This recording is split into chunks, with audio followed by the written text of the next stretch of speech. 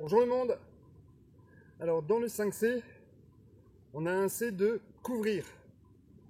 La base aussi du bushcraft, la base de la survie, c'est toujours s'abriter.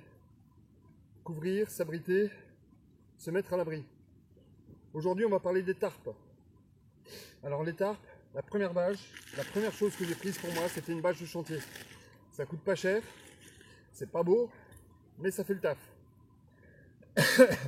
Ça, en magasin de bricolage, on trouve très facilement. Une taille idéale, à partir de 2,50 par 2,50, c'est déjà pas trop mal quand on n'a pas trop l'habitude. À partir de 3 par 3, c'est l'idéal. Au-dessus de 5 par 4, ça commence à être vraiment très très grand. Donc première chose, voilà le tarp. Ça, c'est un exemple, c'est la bâche de chantier.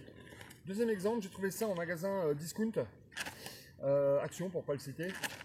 C'est une bâche militaire, plastifiée.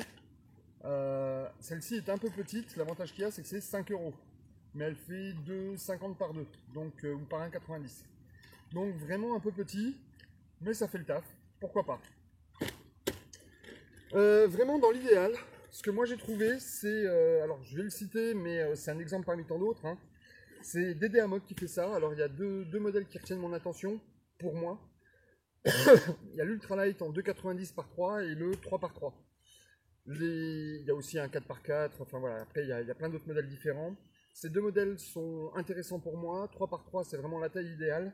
Surtout que DD Amok a 19 points d'attache, on en fait vraiment ce qu'on veut. Vous pouvez aller voir mon tuto sur les tarpes qui explique vraiment tout ce qu'on peut faire. Le 2,90 par 3, c'est un ultralight. L'avantage qu'il y a, c'est qu'il est vraiment beaucoup plus léger. Je crois qu'il fait 350 grammes de moins. Donc on passe de 900 grammes à 600 grammes, grosso modo, hein. Par contre, voilà, moi j'aime beaucoup le 3 par 3 parce que le camouflage, je le trouve très très joli. Après, en ultralight, il n'y a que 2 ou 3 couleurs et c'est que de l'uni. Donc voilà, ça c'est la troisième possibilité. La quatrième, pour ceux qui ont vu Escape 21 jours pour disparaître, qui est passé sur RMC Story, ça a été tourné au mois de juillet-août.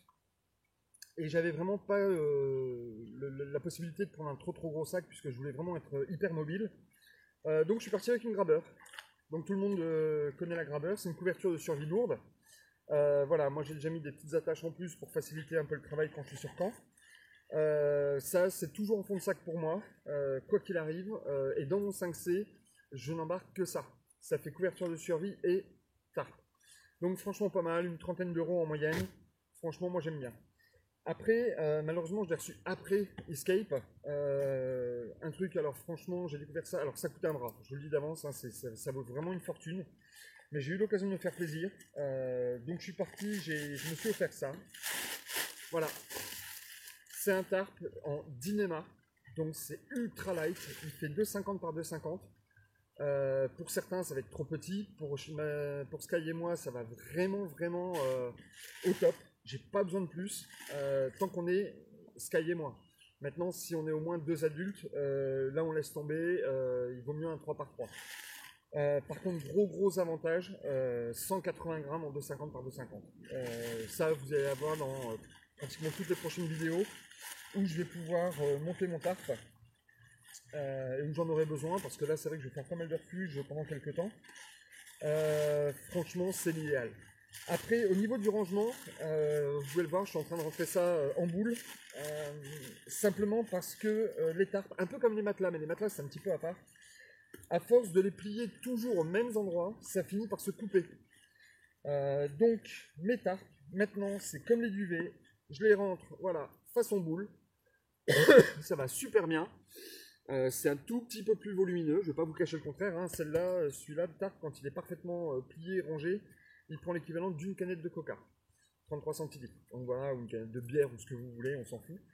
Mais ça prend l'équivalent d'une canette de 33 centilitres. Là, c'est un petit peu plus gros, mais il est rentré en boule. Ça peut encore se compresser, mais il n'y a pas forcément besoin. Donc voilà, ultra important, les tarpes. Semaine prochaine, je vais vous faire les fêtières. Et puis les sardines, pourquoi pas, comme ça on aura vu tout le module abri. Et puis après on continuera la suite. Allez, ciao le monde!